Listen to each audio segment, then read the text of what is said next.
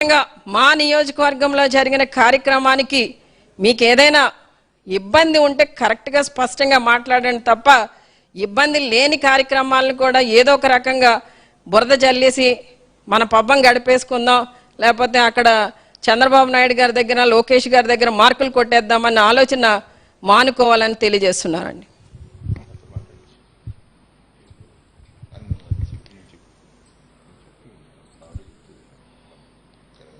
లక్ష్మి గారండి, దేవరపల్లి గ్రామంలో ఉన్న దుకాణం ఏదైతే ధ్వంసమైందని నిన్నటి నుండి ఈటీవీలోనూ మహా టీవీలోనూ ఏదో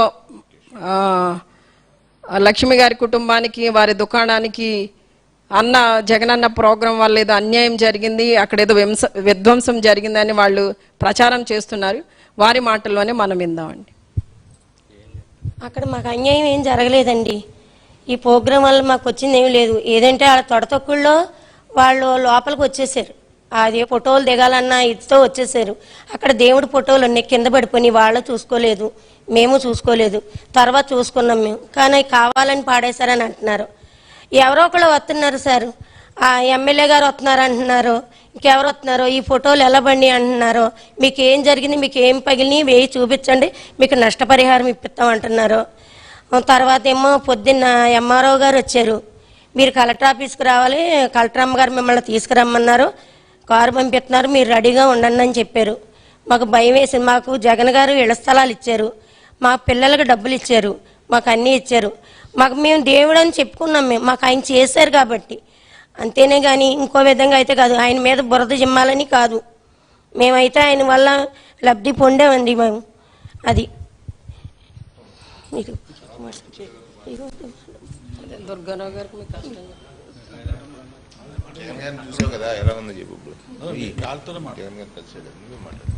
మేము జగన్ గారిని చూసామండి, మాకు సంతోషంగా ఉంది.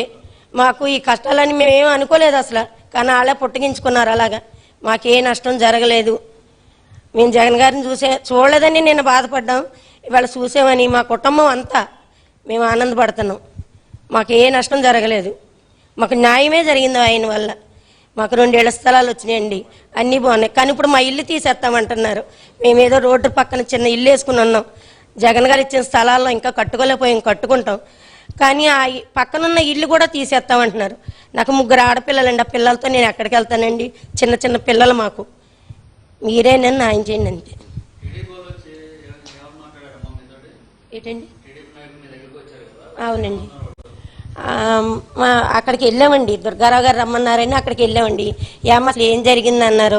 ఇలా పోనీ మరి అమ్మ మీరు ఇక్కడ ఎలా జరిగితే మీరు ఇక్కడ చెప్పుకుందాం, మరి జగన్ గారు దేవుడని అదని ఇదని ఎందుకు అంటున్నారన్న.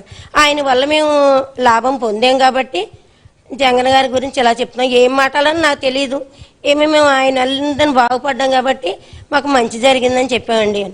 మరి ఎమ్మెల్యే గారు వస్తానన్నారు, మీకు అన్ని చూసి ఇస్తానన్నారు కదా అన్నారు. మాకు ఎవరే మాకు వద్దండి, మాకు అవసరం లేదు, మా ఏం పోలేదని చెప్పానండి.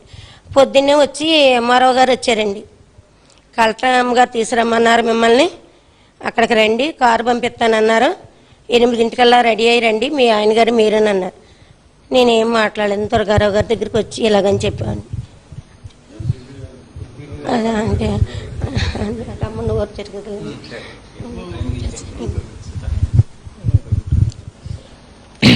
ఉండమ్మా ఇలా వచ్చి. పాత్రికేయ మిత్రులకు నమస్కారం. నిన్న తూర్పుగోదావరి జిల్లాలో మాజీ ముఖ్యమంత్రి శ్రీ వైఎస్ జగన్మోహన్ రెడ్డి గారి పర్యటన తెలుగుదేశం పార్టీ యొక్క కుట్రపూరిత ఆలోచనకి, కుతంత్ర రాజకీయ ఆలోచనకి ఒక దర్పం, ఒక నిదర్శనం. కారణం, మాజీ ముఖ్యమంత్రి గారు పొగాకు రైతుల యొక్క గోడు వినటానికి, పొగాకు రైతుల యొక్క కష్టాల్ని కపట నిద్ర వహిస్తున్నటువంటి ఈ ప్రభుత్వానికి తెలియజేయడానికి, ఆ నిద్ర కళ్ళ నుంచి తేరుకొని రైతుకు బాసటగా నిలవాలని నిలదీయడానికి ఆయన దేవరపల్లి టొబాకో బోర్డు సందర్శన పెట్టారు.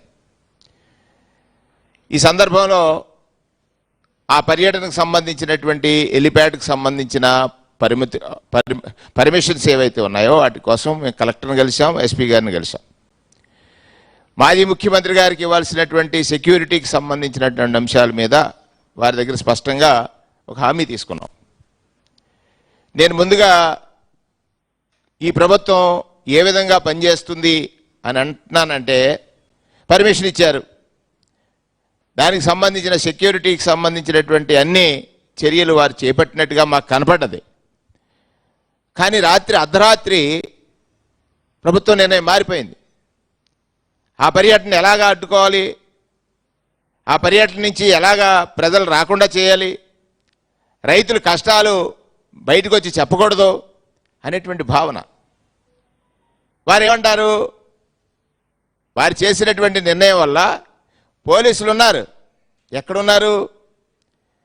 మాజీ ముఖ్యమంత్రి గారికి రక్షణగా లేదా మాజీ ముఖ్యమంత్రి గారి సెక్యూరిటీగా ఉండాల్సినటువంటి పోలీసులు ఆ సభకి లేదా ఆయనను చూడడానికి వచ్చే రైతులను అడ్డుకోవడానికి ఉన్నారు. జగన్మోహన్ రెడ్డి గారిని చూడడానికి రైతులు వస్తున్నారు, వాళ్ళని అడ్డుకోవడానికి మీరు పనిచేయండి అని చెప్పారు ప్రభుత్వం. ఇది ప్రభుత్వ తీరు. అంటే ఆ సభని ఆయన రాకని ఆనందంతో వచ్చి వారి కష్టాలు చెప్పుకోవాలని, ఆ ఉపశమనం పొందాలనుకున్న రైతులకి అక్కడ రాకుండా అడ్డుకునేటువంటి ఒక ప్రయత్నం చేశారు. వాళ్ళ గట్టుల్లోంచి, పుట్టల్లోంచి లేదా చెట్లలోంచి కానీ ఆపలేకపోయారు. జనాలు వచ్చారు. అది జగన్ గారి మీద ఉన్న అభిమానం.